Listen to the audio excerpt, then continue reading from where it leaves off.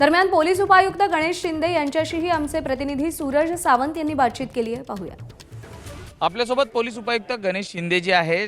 Shinde sir, नेमकं वरती जे रेस्क्यू ऑपरेशन चालू आहे आता नेमकी तिथली काय परिस्थिती आहे? 2 घरांवरती दरड कोसळल्याची माहिती मिळते, किती जण अडकलेली आहेत आणि मदत कार्यात नेमका काय अडथळा होतो आहे? आपण देखील ही घटना घडल्यानंतर आपण घटनास्थळी पोहोचलेला आहात, त्या ठिकाणीचा आपण देखील त्या ठिकाणी सुरक्षा ही देखील तैनात करण्यात आलेली आहे।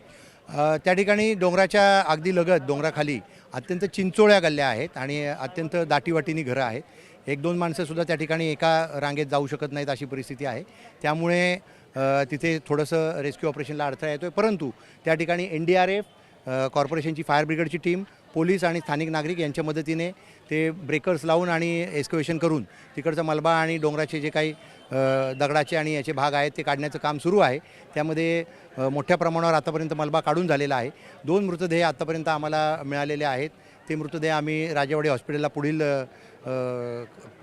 कायदेशीर तरतुदींकरता पाठवलेले आहेत आणि त्याचबरोबर तिथे एक फॅमिली अडकलेली असण्याची शक्यता आहे। त्यांच्या सुटकेकरता प्रयत्न चालू आहे। खरं तर हे रेस्क्यू ऑपरेशन करताना अनेक अडचणी हे मदत कार्यामध्ये येताना पाहायला मिळतात। गल्ल्या अंततन चिंचोळ्या आहेत, त्यामुळे आपण हा ग्रीन कॉरिडॉर देखील बनवले। जेव्हा इथे इमिजिएट काही आम्हाला नागरिक मिळतील ज्यांना दवाखान्यात उपचारासाठी न्यायचं आहे किंवा आणखीन काही मृतदेह मिळतील तर आम्हाला जर त्या ठिकाणी पटकन जाता यावं याच्याकरता समोरची लेन आम्ही पूर्ण क्लिअर ठेवलेली आहे। कुणाला मदतीची आवश्यकता असल्यास आम्ही तात्काळ ॲम्ब्युलन्सने त्यांना तिथे पोहोचवू शकतो। जर्नलिस्ट आसिफ सह मी सूरज सावंत, ABP माझा, मुंबई।